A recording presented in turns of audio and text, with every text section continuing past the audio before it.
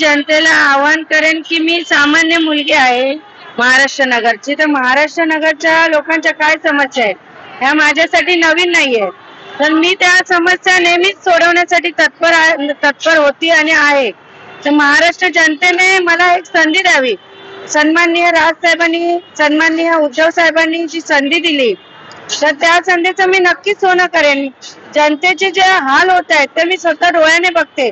म्हणजे ज्या मूलभूत गरजा आहेत माणसाच्या, त्या पण महाराष्ट्र नगरमध्ये आज मिळत नाहीयेत. आज पाणी अस्वच्छ येत आहे, शौचालयाचे विषय आहेत, फेरीवाल्यांचे विषय आहेत, शाळेचा विषय, हॉस्पिटलचा विषय, हे सगळे विषय हे साधे विषय आहेत. ते लोकप्रतिनिधींना एवढे अवघड नाहीयेत की ते सोडवले जाऊ शकत नाही. पण माणसांना स्वतःच्या हक्काची घरं मिळत नाहीयेत आणि सामान्य मूलभूत त्या गरजा आहेत त्या पूर्ण होत नाहीयेत. मी महाराष्ट्र नगर जनतेला आवाहन करते की मला एक संधी द्या आणि महाराष्ट्र नगर मध्ये विकास करण्याची, आणि महाराष्ट्र नगरचा विकास, महाराष्ट्र नगर मध्ये परिवर्तन नक्की घडेल हे मी आज महाराष्ट्र नगरच्या जनतेला आश्वासन देते.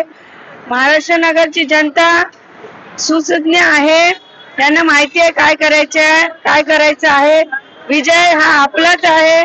मी महाराष्ट्र नगरच्या जनतेला आवाहन करते की येणाऱ्या 15 तारीखला रेल्वे इंजिन समोरील बटन दाबून मला एक तुमचा विश्वास, तुमचं प्रेम द्यावं आणि भरघोस मताने मला विजयी करावं, जेणेकरून महाराष्ट्र नगर पुढील 5 वर्षात एक नवीन चेहरा म्हणून लोकांच्या समोर येईल. ज्या समस्या आहेत त्या संपतील आणि ते मी प्रयत्न पण करेन संपवण्याचा. एवढेच बोलते. धन्यवाद. आज इथे आम्ही प्रांजलताईला संबोधित करायला आलो, आम्ही सगळ्या लोकांना भेटायला आलो, कारण प्रांजलताई 16 वर्ष 17 वर्ष इथे काम करते. लोकांना हे आवाहन केलंय की जी व्यक्ती तुमच्यातली आणि जी व्यक्ती तुमचं काम करते, आज त्यांच्या घरी अडचण असतानाही त्या आज 17 वर्ष लोकांसाठी काम करते आणि आम्ही जी उमेदवार दिली ती खूप चांगली आहे. लोकांना परत आम्ही हे सांगू की जे आतापर्यंत नगरसेवक होते त्यांनी काही केलेलं नाही, आणि जर तुम्ही इकडची आज परिस्थिती बघाल जी 15 वर्षापूर्वी होते तीच आज पण आहे. वातावरण खूप चांगलं आहे. अख्ख्या मुंबईमध्ये शिवसेना आणि महाराष्ट्र नवनिर्माण सेना त्यांनी जी राळ उठवली आहे प्रचाराची, त्यामध्ये शिवसेना आणि महाराष्ट्र नवनिर्माण सेना खूप आघाडीवर असणार आहेत. सत्ता ही ठाकरे सेनेची असणार आहे.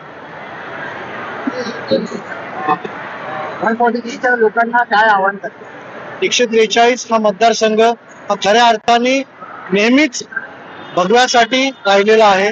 या ठिकाणी पुन्हा एकदा परिवर्तन होणार आहे आणि या ठिकाणी ठाकरे सेनेच्या प्रांजलताई राणे निवडून येणार आहेत.